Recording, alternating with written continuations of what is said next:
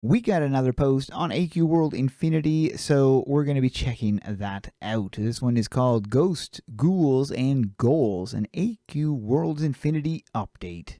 Monsters and animation. So in the last post, they had talked about building the gluttony map from the 7 Deadly Dragons saga. I don't remember if I covered that or not, but essentially that's what they're doing, is rebuilding the map because it uses all aspects of what they're trying to implement. The past 4 weeks have been spent building all of the things needed to make that type of content easily and quickly throughout the rest of the game, and this includes special types of monsters. And then, of course, they've come across the evil slime. So they made a list of every monster in the gluttony map and started recreating them. Ran into some surprises. Full confession, started pulling experts from the other game projects to give us a hand when we ran into this trouble. For example, there's a super cute original slime that happened to be in the release. It's one of the oldest and most common monsters in the entire game. And if you guys have played AQWorlds, you know what I'm talking about. Simple to convert, right? No. Every frame of that monster was hand-drawn vector art. Whoever drew it literally just drew the entire animation frame by frame, which is cool, but not cool when trying to convert it to a GPU accelerated game like Infinity. This monster began a series of internal talks and debates, which I would now like you to be a part of. So this was the slime time debate.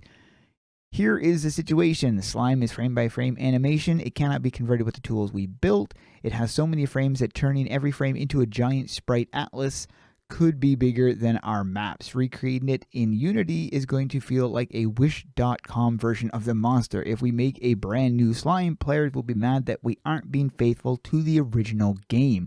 And this is really amazing that they're really taking that to heart, this particular part. This issue's bigger than the slime. It's actually the biggest and scariest issue in recreating Adventure Quest worlds. There's literally no way to simply port the game with one-to-one accuracy. The very things that make AQWorlds unique and exciting are the very same things working against us in creating Infinity. You've heard me say over and over that we have decided to just if we had just decided to make a new game, it would be easier and we could have done it years ago, but we're committed to this path, making sure you can at least load all of your items in this new version of the game, but we still need to make some some tough calls. So then there's some strengths from Flash and strengths from Unity. Slime is a perfect example of something built in Flash using Flash's strengths. Remaking it in Unity is never going to look the same, but Unity can do things Flash was not strong at. Particle systems, physics shadings, and of course being able to run, this is going to be important, running on a phone.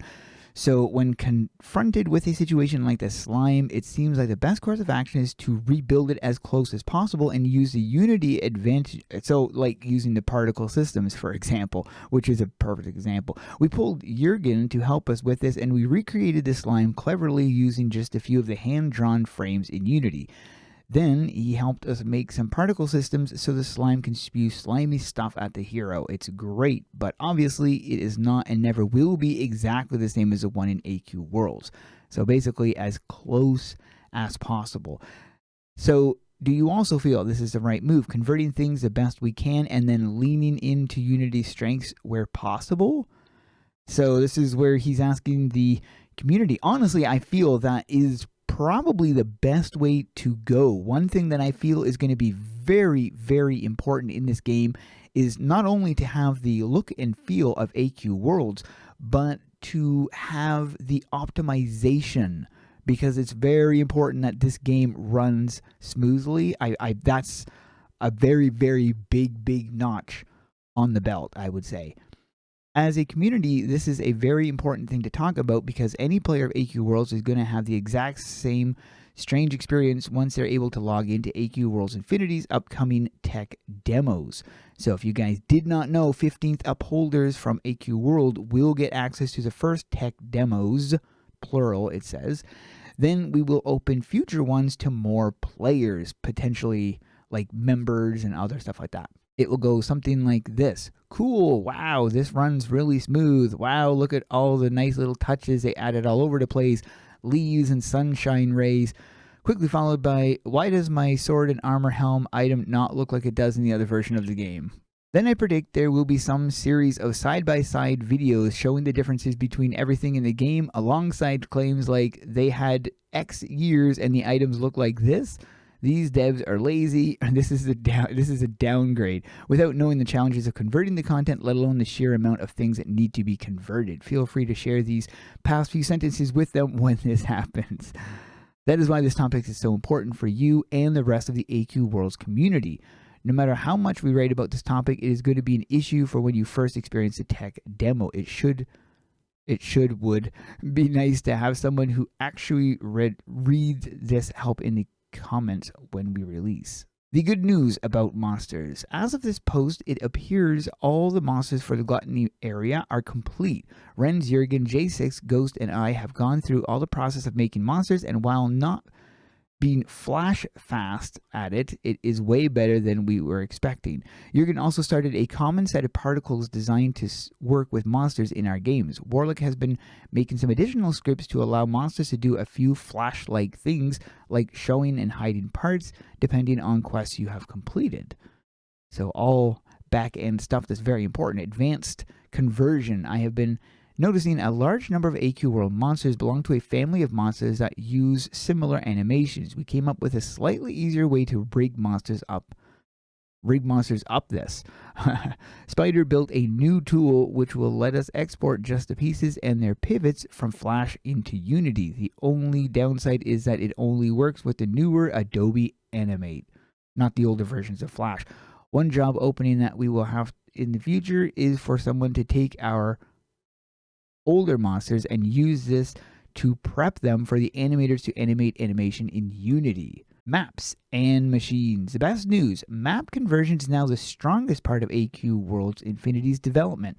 The entire process gets easier and better. J6 is the artist who created most of the backgrounds. He made a new template and has been working ahead of the team, converting the maps in the 13 Lords of Chaos story. Meanwhile, Warlock has been building machines that do things like fire cutscenes, turning quests, show and hide quest NPCs, change your starting room depending on where you are in the quest line, and most of the other cool stuff that we're going to be able to do that we weren't able to do in the original game.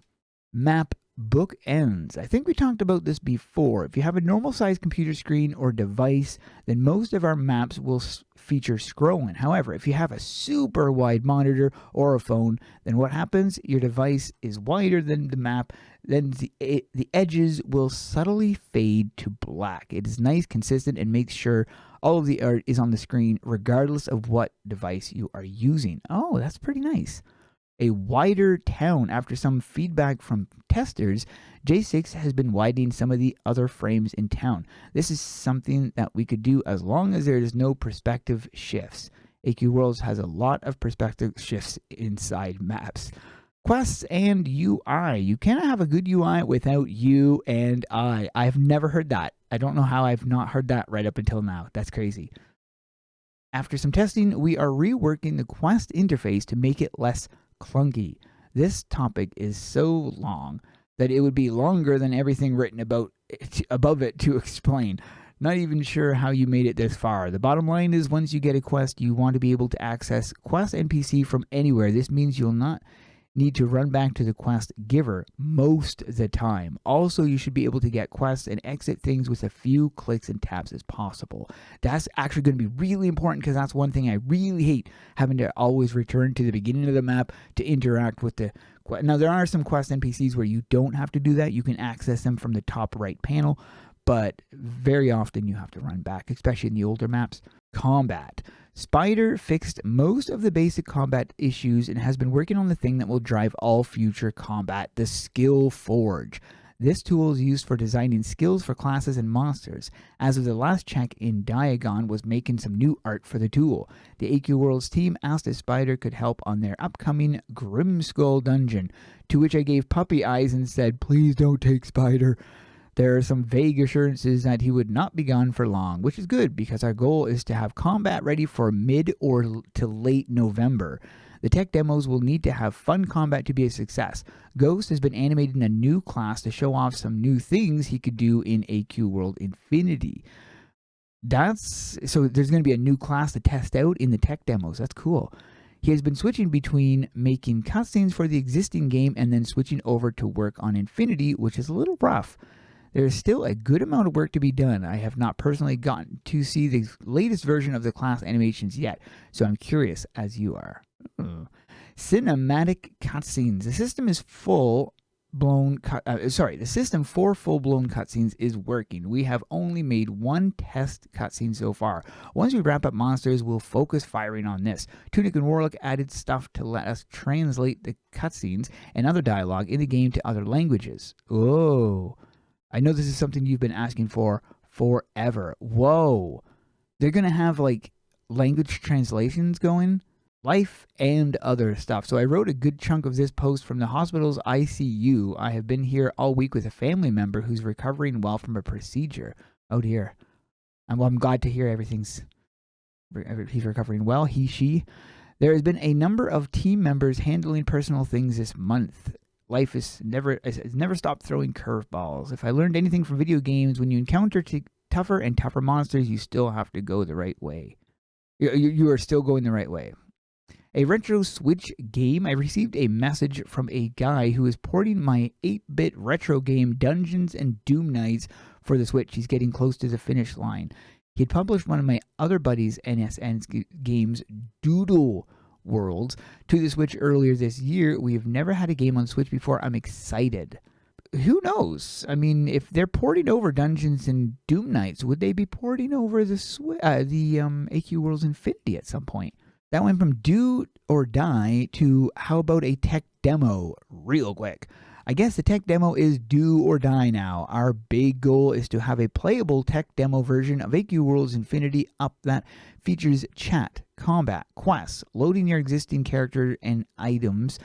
Even if the art is not converted, you can at least see that you have it, and very limited set of areas, including town and a sample story area, 90% chance of gluttony. This is scary, but testing like this will reveal what is good and what needs improvements. During this phase, the fixes should be pretty rapid. Alina posted that anyone who got Upholder this year would qualify for the first round of tech demo testing. We are aiming to have everything ready for you in 4 to 6 weeks. Holy crap. That is crazy. And then have a hauntingly fun weekend. That is nuts. Well, there you go. That is what we got from this in a nutshell. What are you guys looking forward to, and are you going to be accessing the tech demo? Do you have the 15th Upholder badge? Let me know if you're going to be in the tech demo, and let me know what you think of these things. I'm really looking forward to it. It's going to be epic. That is it for this one. Hope you guys enjoyed. Thanks for watching, and keep those swords swinging.